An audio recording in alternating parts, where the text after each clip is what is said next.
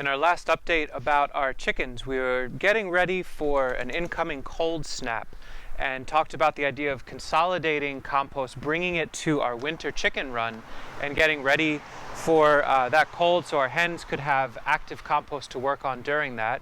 We got through that cold snap, now we've got a thaw, and we're into the next issue, which is too much compost. Tongue in cheek, of course, I feel like you can never have too much compost. But in this case, we're getting backed up in here and we need to address that. So Sasha and I are going to work on that today. So you can really tell there's a fair bit of compost in here. This pile back in here, the other day I kind of sorted through what was more finished, a little bit more aged. The pipeline is such where we've got the new stuff coming in where Sasha is on the south side, and we tumble it down, pile it up on the sides, they kick it apart. We've been aiming it down further and further, and now we've got this pile that's ready to come out of here. There's a few sprouts left, but not much. And what's crazy about this, the center of this area when we first built it was 6.5 feet from the ground to the ceiling. I'm a 6 foot tall person, and now in the last month and a half, this is the amount of compost that we have in here. So while we have this thaw, we're going to take this material, move it out of here, and we're going to incorporate it with some other compost while we're at it. Also set up this compost area. I talked about this recently too, insulating this compost pile before that cold snap. I'm glad I did because it got quite cold. The ground seized up really hard around. And today when we take off this mulch material and the cover, we'll be able to see how it's doing. The idea is we'll take the compost that's been aging here along with this bulk of compost that's in our high tunnel and mix them together to get another round of aeration and activity in the compost system, and we're going to bank it up against the plastic for this high tunnel so that we can get some excess warmth into here so we can start seeds in this in a little bit. So we're going to chip away at getting some sticks and debris so that we're not in standing water. It's just a particular wet moment, and then we'll incorporate these two piles and get to it.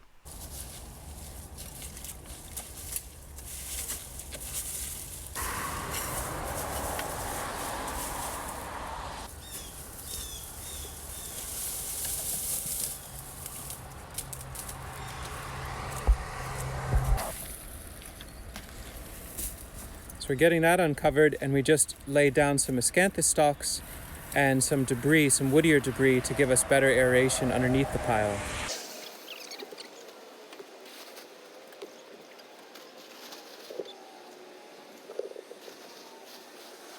Pretty neat to see. We've had some really heavy winds, some very cold nights since that video, and the tarp didn't blow off because it was pinned down. The hay did a really nice job of evening out the temperature, keeping it insulated, and it looks like it made some great habitat for voles to burrow through. So they did some aeration and some enjoyment, and a million sprouts. Chickens are having fun. So this is going to be some great material to mix in with the heat and the sprouts and all that with the compost in this high tunnel. It's a lot of work, but we'll get to it.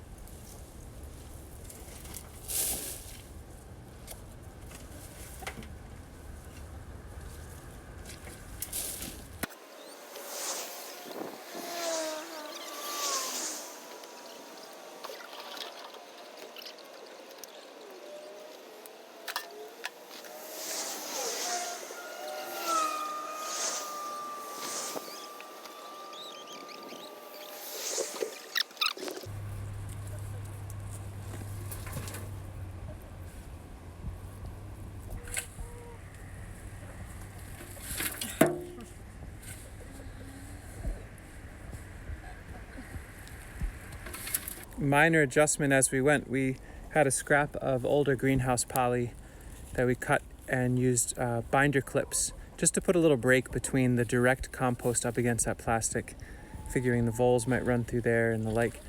Once we have it all filled up, we can undo the clips and then use that poly to go over the compost to help shed snow and water. We'll see how that works.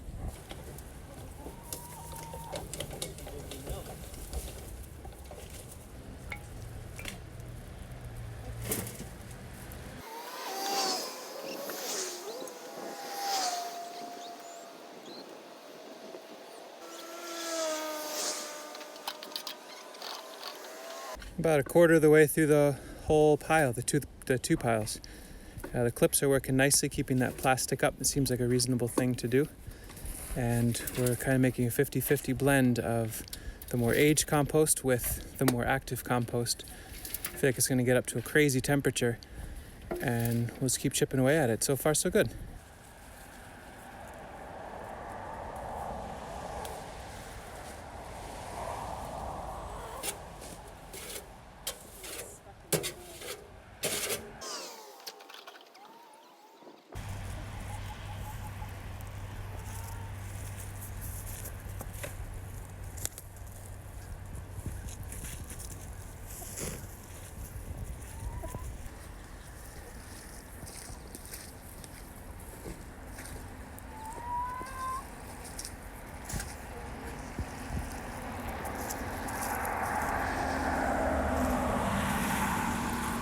We're definitely well past the halfway mark, maybe the home stretch. It's kind of crazy how much material there is.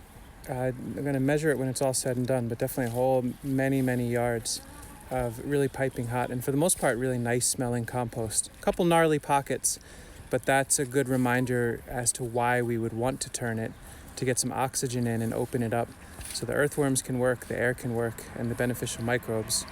And speaking of work, I should be doing some too, since Sasha's doing all of it right now.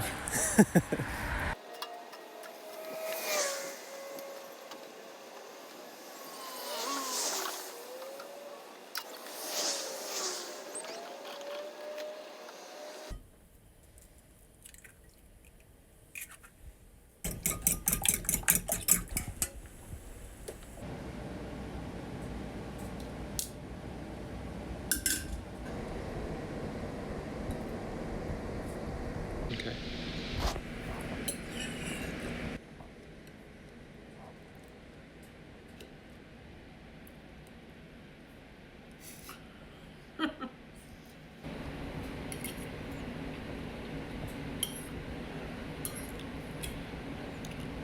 The outside pile has been moved entirely over to here, as well as most of what was in that high tunnel. We'll work on this and smooth it out and talk about that in a moment. Right now, Sasha is taking what remains in the high tunnel and bringing it out here just to bring the soil level up a little, let the hens work over it just a little bit more. Almost done.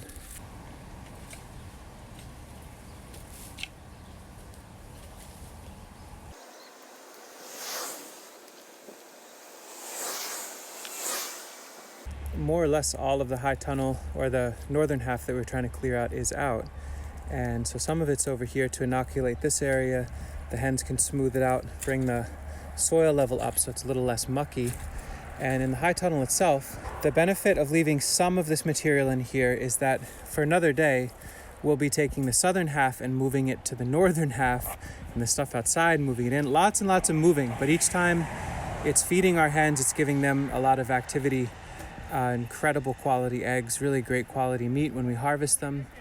We just harvested 3 hens the other day, and the amount of fat and health and life in that meat was off the charts. But if we leave some material here in this section, it'll help inoculate the next round of compost with more evolved microbes. So we're just going to go ahead and do that. Last but not least is to tidy up this pile and shape it in such a way as to help shed water and snow off of it. And then we'll get it covered and put some mulch down so things feel tidy and dry around here.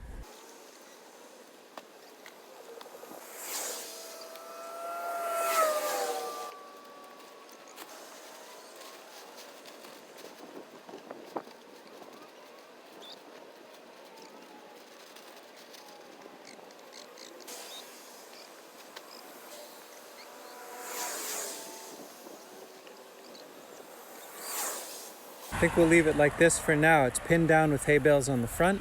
It's pitched in a way to shed water and snow away from the high tunnel. This will definitely be something to watch closely. If we get a heavy snow, I could imagine there being way too much pressure right there.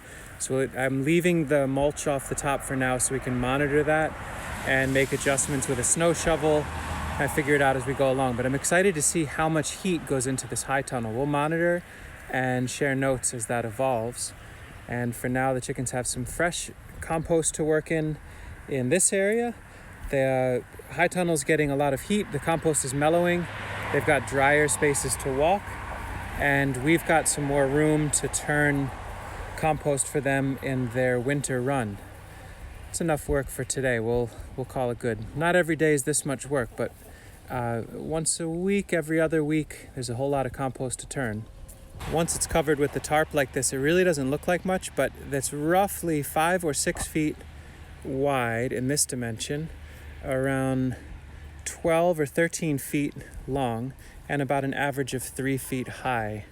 So I'll crunch the numbers when I edit the video as far as how many cubic feet and how many yards.